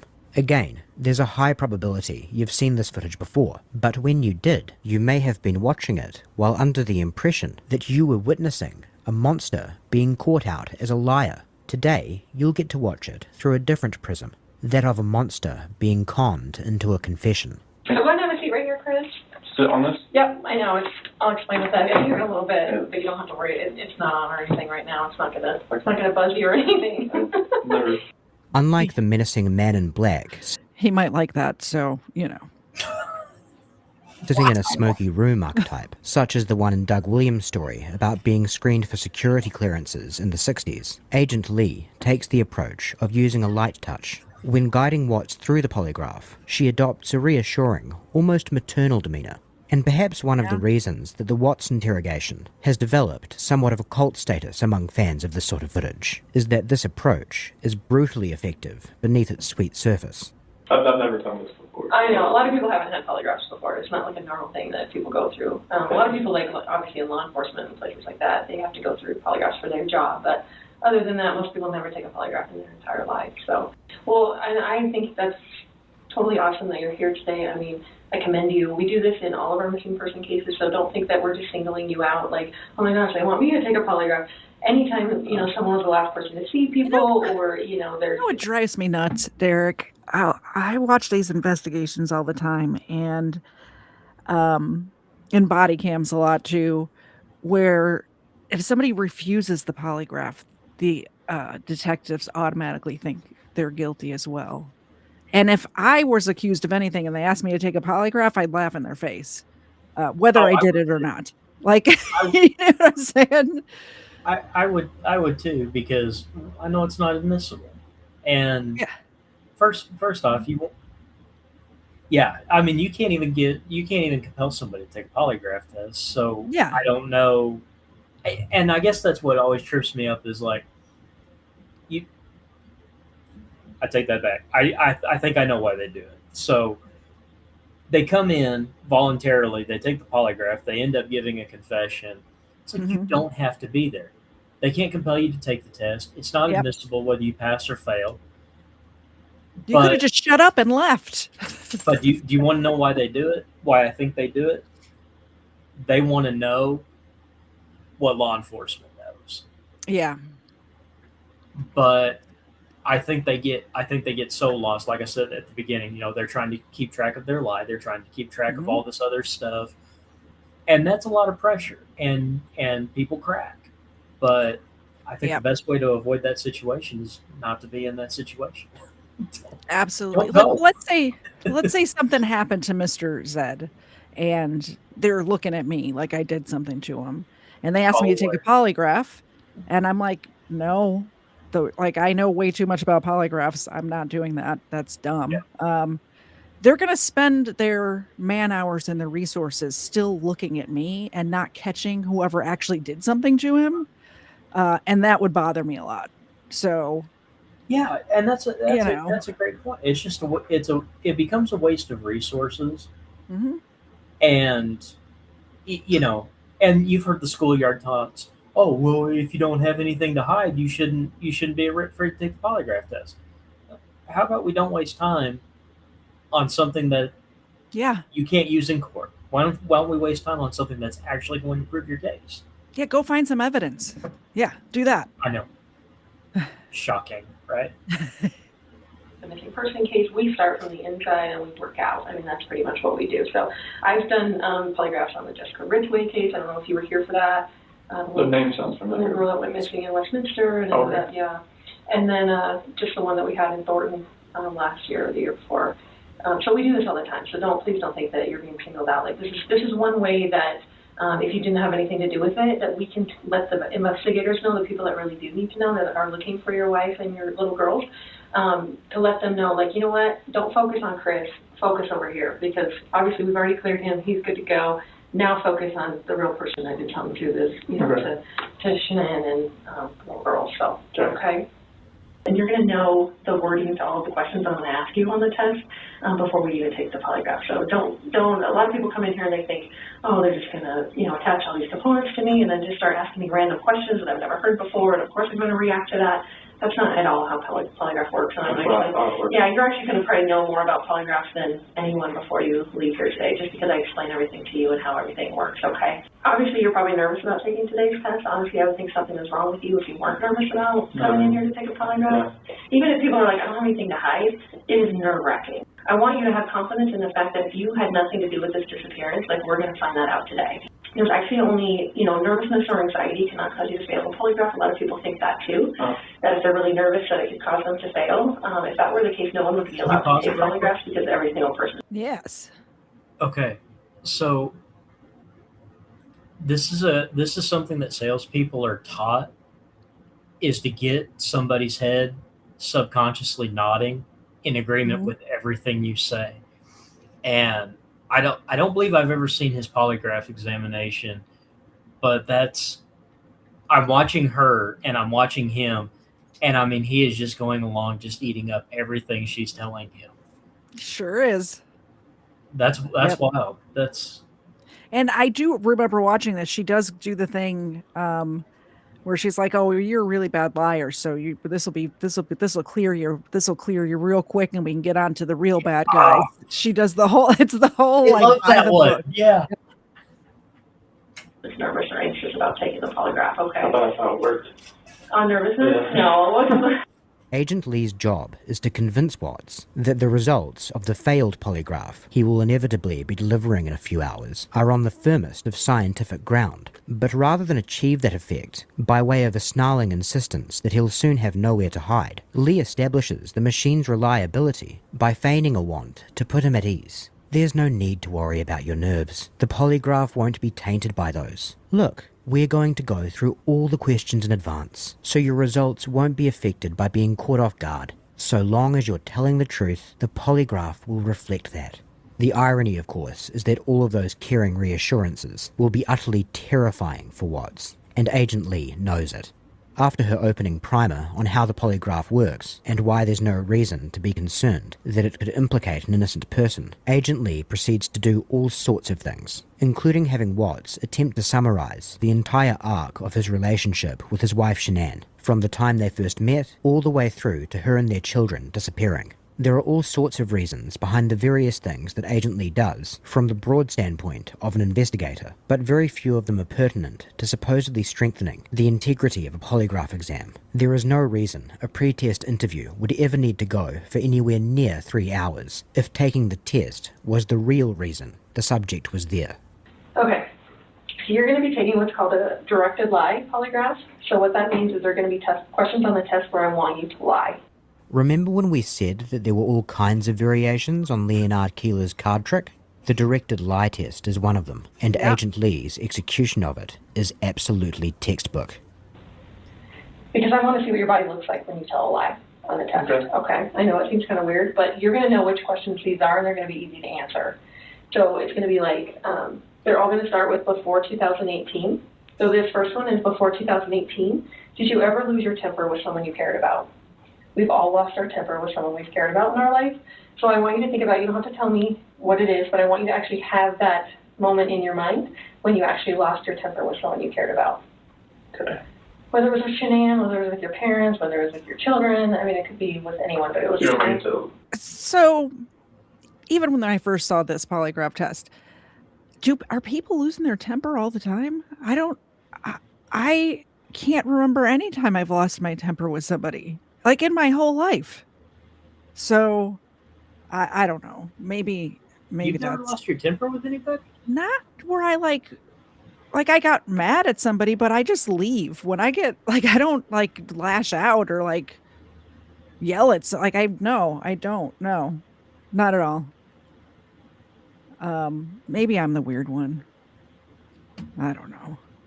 No, I can't think of a single time where I like lashed out at somebody.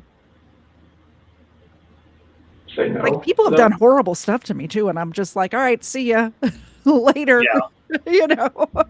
Right. Yeah. Yes, so you're going to actually lie to that question, since we all have lost our temper with someone we cared about before. So I'm going to say before 2018, did you ever lose your temper with someone you cared about? And you're going to say no, because you're telling a lie. Awesome. So we just went through every single question on the test. Okay. So the only questions that you'll hear come out of my mouth. Okay, so let me go through those one more time, and you just say yes or no how you would answer them on the test, okay? Okay. So I kind of explained polygraph in a way that makes the most sense to me, so I just assume it makes the most sense to other people, okay? So just bear with me. Whenever your brain senses that you're in a stressful or threatening situation, it automatically kicks in these physiological changes inside your body because it thinks it needs to help keep you alive, okay? Have you heard of fight, flight, or freeze before? So, excuse me, Chris, you're walking in the woods, you hear a bear growl, you're either going to fight the bear, you're going to freeze, or you're going to run away. Yeah. It's kind of your brain going, you're in overload right now, you can't really process what's happening. So I'm going to give you 3 options to help keep you alive, okay? So a lot of people are like, well, what the hell does that have to do with telling a lie? Well, I'm sure you would agree from a very young age, your father taught you, you know, that it's wrong to lie, cheat, or steal. Would you agree with that? Yes. And that there's consequences when you lie, cheat, or steal. Would you agree with that? Yes. So if I ask you a question, Chris, and I say, did you do whatever, and the word no comes out of your mouth, your brain will automatically sense that as a stressful or threatening situation because it knows there's consequences with that lie you just told. The severity of it really doesn't matter to your brain. I mean, you could get grounded Friday night, or you could spend the rest of your life in prison. Your brain really can't really differentiate between the severity of the consequence. It just knows, holy cow, you told a lie, there's consequences with those lies, and it starts those same physiological changes inside your body. This is nonsense. While it's true that one's fight or flight response is likely to kick in when knowingly lying, any number of other threatening circumstances, such as simply being asked a very grave and consequential question, can bring on the same physiological response. It is easy to lose sight of that when the subject being examined is someone like Chris Watts. But imagine for a moment an alternative universe where Watts is in the same situation as a suspect, except somehow innocent. His family have suddenly vanished off the face of the earth, and he knows that he is the prime suspect. When he is asked the question, are you responsible for causing your family's disappearance? Perhaps his knowledge of his innocence would be sufficient to keep his physiological response consistent with his baseline, but that is a total coin toss. For some people, that's what I was saying at the beginning. That's exactly, like, if somebody's accusing me of murdering my wife and my 2 young children, I'm going to have a response to that. Exactly that. Will cause a spike, no matter their lack of culpability, and absent training, their response to it will never be the same as something generic, like have you ever wished harm upon someone, regardless of whether they've been walked through the questions in advance. So this is the directed lie practice test. So what that means is I'm going to ask you if you wrote every single number on this piece of paper. Okay? Okay. I want you to be truthful to all the numbers, but I want you to lie when I ask you if you wrote the number 3. Because you really did write the number 3, but I want you to say no, that you did not. I want you to lie to me, okay? You can relax. How'd you feel? You did great. You remembered to lie and everything. That was awesome. So you obviously are a really bad liar. Has people told you that before? Like the second you tell a lie, like they can tell like on your face. But because the second you lie to the number 3, like I don't know if you heard me clicking, but I had to like turn down the sensitivity because you're starting to go off the page. So that is. I love that he's putting the manual excerpts up on the screen. You're not capable of lying without your body reacting. You reacted strongly when you lied about that number. Even though I asked you to lie and it was an insignificant lie, you still responded. Yep. What I need to see as a polygrapher, because that tells me that you know it's wrong to tell a lie, and you're actually having a significant reaction when you lie, so that is awesome. So thank you for being a horrible liar. No, that's a good thing. That's a good thing. We don't want to be good liars, so thank you for being a horrible liar. And that just shows me that, you know, obviously on the test when they're asking, you know, significant stuff about your wife, if you're lying to that, it's going to be even 10 times more amplified. So I appreciate that. He's gone from I appreciate that very much more than to shaking his head in disagreement. Yep. Yeah. With things that he was agreeing with. He was originally very agreeable, but now a minute ago. It was like a minute ago. The body language has changed. It's like, see, we did this little preliminary test, and I can tell that it's going to work great on you, and we're going to be able to tell everything that's in your little noggin there. So, you still want to do this? Like, at this point, why would you just not get up and leave? Also, by the way, he knew he was taking this polygraph the day before. So why, like, you had the whole night before?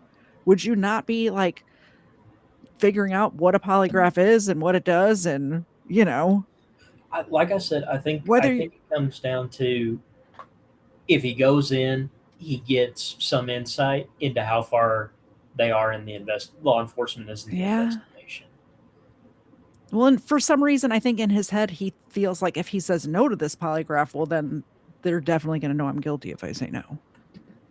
O'Neill, the Welshman, asked, how come they don't put any sensors on people's facing blushing is a good tell? That's a great question. Maybe, yeah. I'd always wondered about sensors like on the carotid artery, because that was always something we were taught to look at to see that pulsing, or like a vein in the forehead or something like that, the temple. That's why I stay a little fat. Can't see it. I honestly don't know. That's a really great question. I wish I had a great answer for you. Can't see my carotid artery, and I'm more difficult to kidnap. So, so benefits. That was awesome. All right, you ready? Do it. Okay, stay still. Do you understand? I will only ask you the question. Did you hear his voice crack when he said, "Let's do it"? He is a nervous Nelly right now, isn't he? Discussed. Yes, I would be too. Yeah. Regarding Shanann's disappearance, do you intend to answer all of the questions truthfully? Yes. Is your first name Christopher? Yes. Just breathe normal. Before 2018, did you ever lose your temper with someone you cared about? No. Did you physically cause Shanann's disappearance? No. Were you born in 1985? Yes. Before 2018, did you ever say anything out of anger to a loved one? No. Are you lying about the last time you saw Shanann? No. Are you now in the state of Colorado? Yes. Before 2018, have you ever wanted to hurt someone to get even with them? No. Do you know where Shanann is now? No. This portion of the test is complete. Please remain still while I take the instrument out of operation. How do you feel? Horrible. You can relax. See, I wish we should be able to they get would in speak one more through chart. her asking the questions, so we'd see his body language more clearly. Well, we can set up a whole nother day where we can watch this whole thing. It's like I want to say it's like an hour long. So let me know. I haven't covered Chris Watts at all, so I haven't either. I think I've mentioned him a couple times, but I don't think I've actually specifically done a Chris Watts.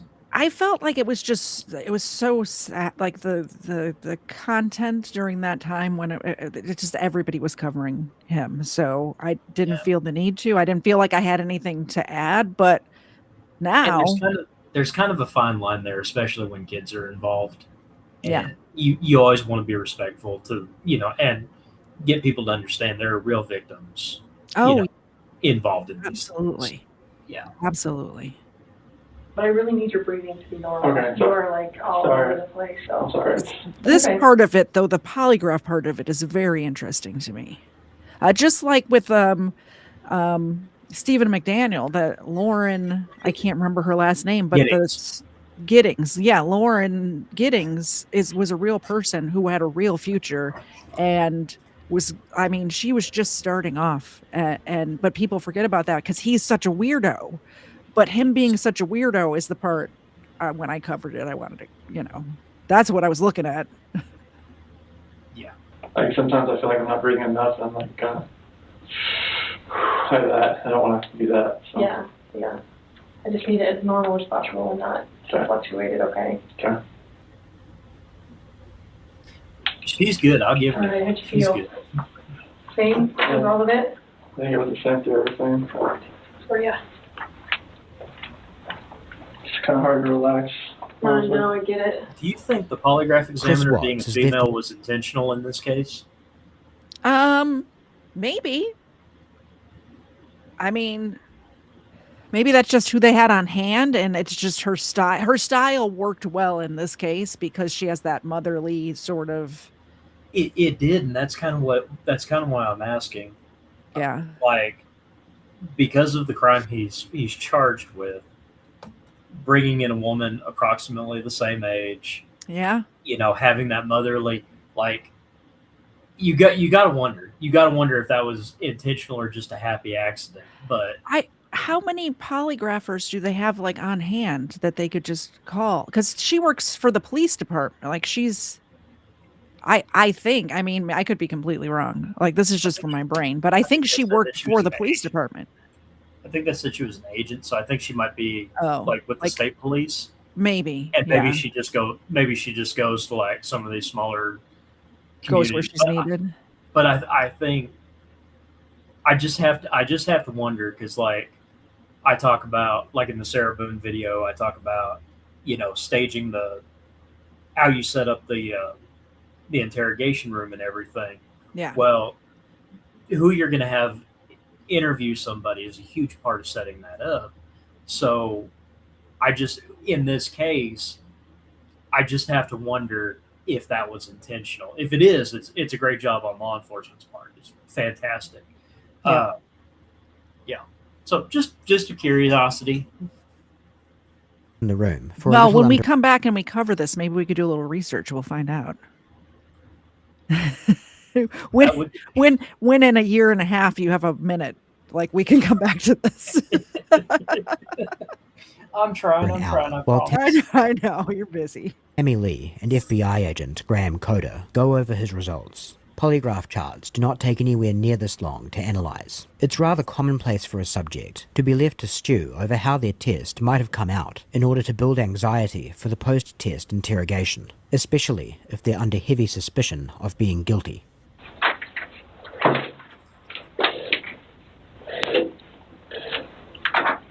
So I brought Graham in here because we want to talk to you about the results, okay? Sure. So it is completely clear that you were not honest during the testing. I think you already know that. You did not pass the polygraph test. Okay. Okay. So now we need to talk about what actually happened. I feel like you're probably ready to do that. One thing to note about the Watts interrogation is that the investigators will never actually show him his charts. It may well be that's just because they didn't see the point, and there's nothing to read into there. We are talking about a man with no previous criminal record, who is now in the process of trying to get away with murdering his entire family. It would not be surprising if his GSR and cardio tracings went through the roof when he was asked the relevant questions. Then again, we are also talking about a man who was able to compose himself enough to strangle his wife and then smother his 2 children one after another before disposing of their bodies and beginning a normal workday. Maybe this is the kind of person whose vitals don't spike in extreme situations, just like Gary Ridgway. Ultimately, we're in the same situation as Chris Watts, in the sense that we only have Agent Lee and Coder's word to go on here. As a thought experiment though, assume he did in fact fail his polygraph. And then, imagine a scenario where he passed it. Is there any reason to believe that things would unfold differently from what we're watching now? Nope. The wife and 2 children from a family with no known enemies have suddenly vanished into thin air without appearing to take any valuables with them. Chris Watts is the sole suspect. Can you imagine if he had returned a truthful chart? Lee and Coder would currently be sitting across from him, telling him he passed with flying colours, and it looks as if they need to move past him in their investigation. Or do you think this whole process could play out just as we're about to see, even if Watts was hooked up to an empty shoebox during his exam? That's so true. That's so true. It doesn't matter what that paper said in this situation at all. Polygraph, I promise. Chris, I know. Stop. It's time. Just stop for a minute. Take a deep breath. I want you to take a deep breath right now. There's a reason you feel sick to your stomach. Or when people hold stuff inside, it makes you physically ill. And I can just tell on your face, I could tell from the second you walked in that you were wanting to just come clean and just be done with this. And I appreciate that because you knew sitting down in that chair that you weren't going to pass today, and you knew I was going to find out because I told you that. And then you continued to say, knowing that you could, at the end, say, you know what, I just need to get this off my chest. Like, I just need to tell you what happened. We're not here to play games. We're not here to do any of that with you. We just want to know what happened. So can you start from the beginning and tell us what happened? Everything that I've told you, I did not lie on this polygraph. I don't know how much I could tell you right now. Like, I did not. It's not even an option right now because you did not pass the polygraph. So I know you were being deceptive. So Also, that's not even. The minute they start accusing you and you're not in custody, you need to get a lawyer, man. What are you doing?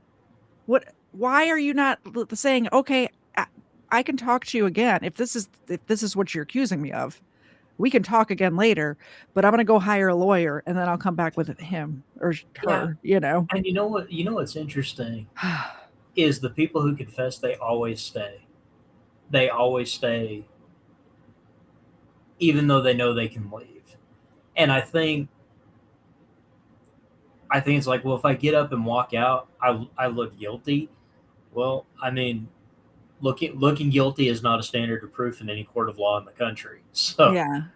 So well, I mean, like, just so everybody knows, it's not that I want him to get away with it. I think because I could never see myself in this situation where I actually have done something like this. I'm putting myself in those shoes, thinking like, if someone was sitting across the table from me saying I failed a polygraph and you've obviously done this, I'd be like, wait a minute.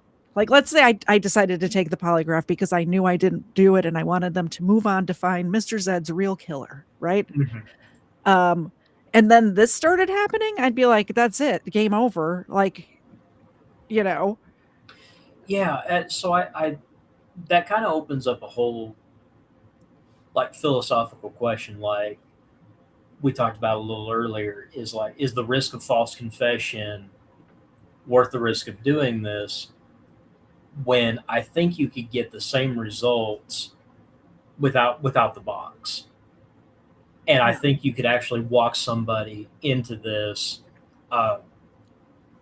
into a confession where you don't need the theater, for lack of a better term. Because I worry about those people in that circumstance you talked about. What if somebody is just trying to clear themselves, and the emotion of not knowing what's happened to their loved one, what's the end result of this is going to be, and I'm being suspected. I would not expect that person to pass a polygraph. Yeah. I would. I'd be very surprised if they did, and if they did pass the polygraph, then I think they were a psychopath and they're lying and they did it anyway. Yeah, I hate to say it, I'd probably be looking even harder at them, because that's just, and that's the whole thing. That's what makes the polygraph just so unreliable, is you can't trust the results one way or the other. Well, I think it's the same thing as they're either going to use the polygraph to get this confession, or they're going to say they have video. Like, what if I was to tell you that I have video? There was a Ring camera across the street that caught everything. Whether they have a Ring camera or not, maybe they do, and it's so fuzzy you can't see anything on it. You know what I mean? It's the same theatrics. It's just a different tool. When I did interview and interrogation training, I was always taught, first off, don't talk about the evidence you have. Yeah. And two, unless you get to a point where you're stalled, the only time you bring up that evidence is when you actually have it, when you can actually confront them with that evidence. I know you said there's no way possible your vehicle could have been seen at this location at this time. Here's the ATM footage from that intersection that shows your vehicle. Yeah, but their investigators do it all the time, where they say they have a video, or they say they have something. I have a shoe print that matches your exact shoes, or whatever it is. They'll say it. It's just crappy. It's just crappy police work, and then it doesn't look. It's confessions. It does, but I think there's a defense argument there somewhere. We might revisit that after I take the bar next July. Yeah, you're in defense lawyer brain right now. That's what it is. I kind of am. Yeah. An issue right now. The issue right now is what happened to Shanann, Bella, and Celeste. That's the issue right now. Correct. Okay, so let's talk about that. I know you want to tell us. I can see it in your face. Everyone familiar with this interrogation knows what happens over the course of the next hour. Watts continues to put up a fight for a time, but the investigators baby-step him toward confessing to a third of the crime. Eventually, he tells his father that he strangled Shanann in a fit of rage after she smothered their daughters. He then took the bodies to his worksite, where he buried his wife in a shallow grave and dumped his daughters in 2 nearby oil tankers. Not the full truth, of course, but enough for authorities to retrieve the bodies and take Watts into custody. They utilize a variety of techniques to achieve this breakthrough, which the JCS series on this case breaks down superbly. The only point that this video seeks to emphasize, though, is that all of those techniques are greatly enhanced by the sense of futility instilled in Watts by the polygraph. Not because the machine itself actually did anything, but because skilled interrogators were able to convince him that it did. With this video being decidedly in opposition to the polygraph industry, it may seem like an odd case to use as an example. After all, if the machine can serve to expedite the process of locking up a baby killer, who cares if it's a sham? A very understandable sentiment, and even Doug Williams readily agrees that when it comes to pulling confessions out of scumbags, the polygraph is an excellent tool, right up there with beating them within an inch of their life with a phone book. But the principle behind why you should be queasy over the prospect of affording law enforcement that power is the same as why you should be cautious in condoning the use of junk science to intimidate people. Just as for every monster getting the well-deserved beating of a lifetime, there's an innocent suspect suffering the same brutalization, so too is there a false confession being elicited for every Chris Watts. Not to mention the countless people who have had their careers ruined for no good reason, or any other number of indignities those completely free of wrongdoing have had to endure at the hands of the so-called lie detector. Given his total incompetence at covering his tracks, it's safe to say that Watts would have been caught sooner rather than later, even without Agent Lee's first-rate performance. It's also safe to say those responsible for investigating the Green River Killer would have wasted a lot less time if they hadn't taken the machine so seriously. And if the ultimate goal of this video were to be summarized in one sentence, it would be teaching its viewers to not take the polygraph seriously. Billions of dollars could be saved, and countless lives improved, if the entire world could in one instant understand the truth about what Doug Williams likes to describe as an insidious Orwellian instrument of torture. The polygraph can't tell us whether someone is truthful or deceptive, guilty or innocent, faithful or philandering. It is, in fact, a load of bollocks.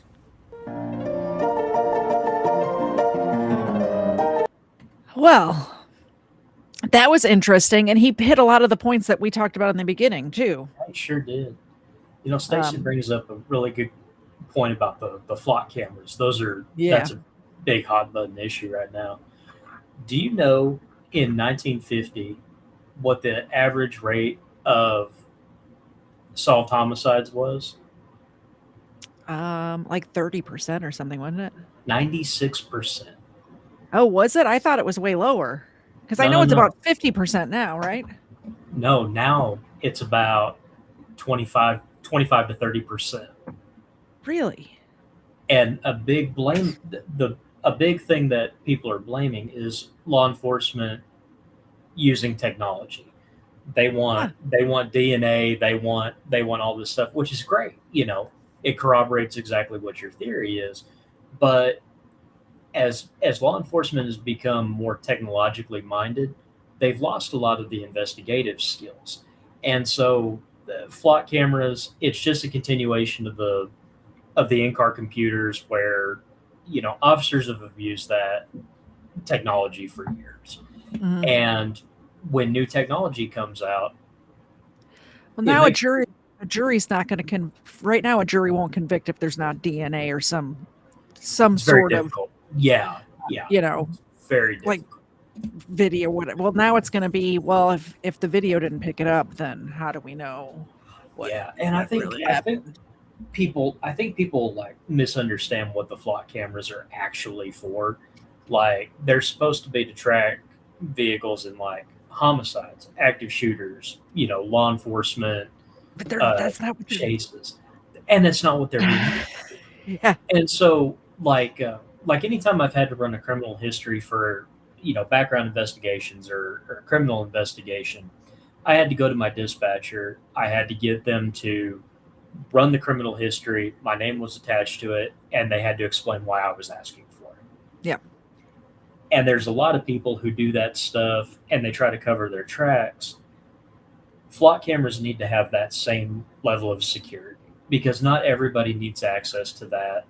And when that tool is being abused, it completely corrupts people's faith in law enforcement. And let's face it, in the last 8 or 9 years, the relationship between law enforcement and the community has been shaky. A little shaky. Yeah. Yeah. Exactly. So, I mean, why in the world would you want to advertise such an abuse like that over petty tracking your child's boyfriend or girlfriend?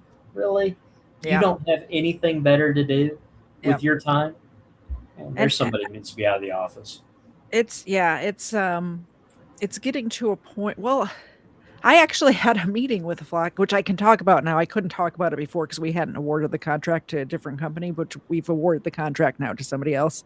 But we are having some security cameras put up because of a shooting that happened on one of the properties that I manage.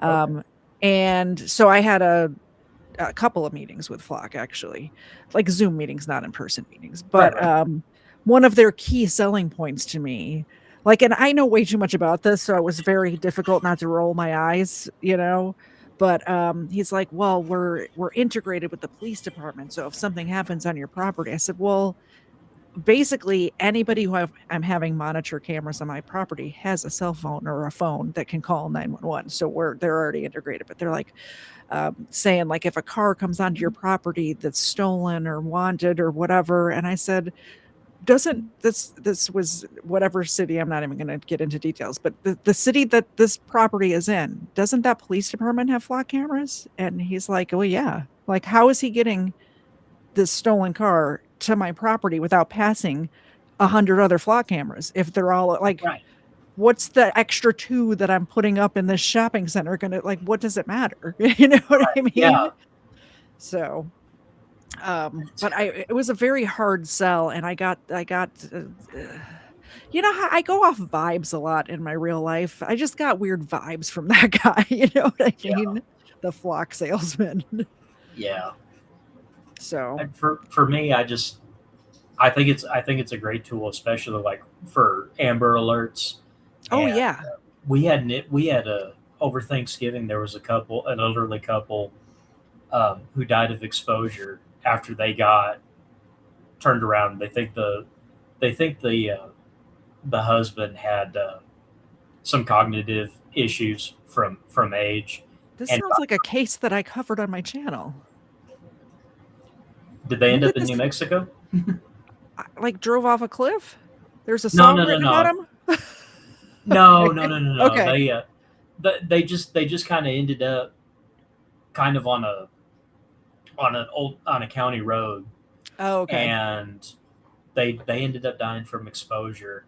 It's very, very sad. But I mean, cases like that are exactly what Flock cameras were supposed to help prevent.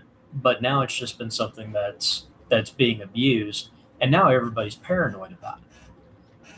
Everybody feels like they're living in a surveillance state and all of that stuff. It's hard to blame them. It's hard to blame people for thinking like that when those are the stories that are coming out. I had to look it up because my brain doesn't work as good as it used to. Layla and Raymond Howard is who I was thinking of, and they were from Salado, Texas. Salado. And they disappeared in 1997. And if you've heard the song The Way by Fastball, was written about that. Like, that song was written in between the time that they went missing and the time that they got found. So it's a very like upbeat song about just running away together and being in love in the sun. But it's because they didn't, it was the 2 weeks that they were missing is when the song was written. Right. Yeah. No, this was considerably more recent. It sounds like the story sounds, but still completely the same. Yeah. Still tragic circumstance. Yeah. Now, everybody, after this stream, which is almost over, go listen to that song with that in your head. It's actually about a real missing couple that ended up getting turned around. There was some dementia going on and got lost. I don't know if it was new. They ended up in a different state or a different count. They ended up far away from their house on a dark road and made a wrong turn and went off of a cliff. So, well, that was a way to bring down the night. Sorry. You just never know where these lives are gonna go. You know. Yeah. Derek and I haven't hung out in a while. We're just talking now. We're not even talking about polygraphs anymore. Well, we made natural progression with technology, and we did. When somebody brings up something good in the chat, like Stacy did, it's definitely worth a talk. Yeah, for sure. Yeah, the flock camera thing. I just don't know how I feel about it yet because I've seen it. I've seen it do what it's supposed to do, where it's solving crimes. We had a body cam yesterday on the show where it was a stolen car, and they found it was teenagers that stole it and were just out joyriding, whatever. Yeah. But they found it because of flock cameras. That's the way it's supposed to work. Car got stolen from a bowling alley. An hour later, they had the car back. It was it wasn't crashed or anything. Like, the people got their car back. Missing children, elderly, like silver alerts, stuff like that. Great. But then you hear these stories about, the cops who are tracking their ex-wives, boyfriends, the system's just getting broken into, like people hacking into them who aren't even law enforcement, That's one. So, well, I think do you have anything else to add? Otherwise, I think that's a good place to end it. I just want to thank you and everybody in the chat for being here tonight. This is wonderful. I appreciate you thinking of me and inviting me on your show. And it's always great to get to hang out with you. We don't get to do it nearly often enough. Just because you're too busy. One more year. Same. I'm too busy too. I haven't put out actual true crime content in so long, just because my work schedule is crazy now. So when I used to do those cases, I spent a long time researching and really dig. I don't want to just put out slop. So instead I put out body cam slop because you can just throw those out and react to them. I've got 4 serial killer Saturdays. Awesome. Lined up that I want to do. Yeah. And it's just being able to find the time to sit down and I have a whole dry erase board right here of cases that I want to cover. But it's just a matter of finding the time. So we'll get there. Yes. So do you have anything coming up soon that you want to promote? His channel's pinned in the chat, by the way. Please subscribe. Even if it's few and far between, go back and watch his old stuff. All of your videos are very good. Well, thank you. I think the next one I'm going to do, I've been wanting to do it for a while. I'm going to do the Genesee River Killer, Arthur Shawcross. Oh, yeah. Okay. And that's New York, right? Yeah. And I'm going to put in his... I'm going to put in his interview with the forensic psychiatrist, Dorothy. Okay. Something or other. I'll talk about it on the show, but no spoilers. You got to go to his channel and watch. I always enjoy watching her. Yeah. I don't typically enjoy feeling superior to people, but she makes when it I easy. want that feeling, I just go to Walmart. At least I have. I at least I have real pants on. I'm not wearing pajama pants, so I'm better than somebody. Not buying toothpaste for my tooth. Yeah, exactly. Yeah, we're both in southern states, so the Walmarts can get a little crazy around here. They sure can.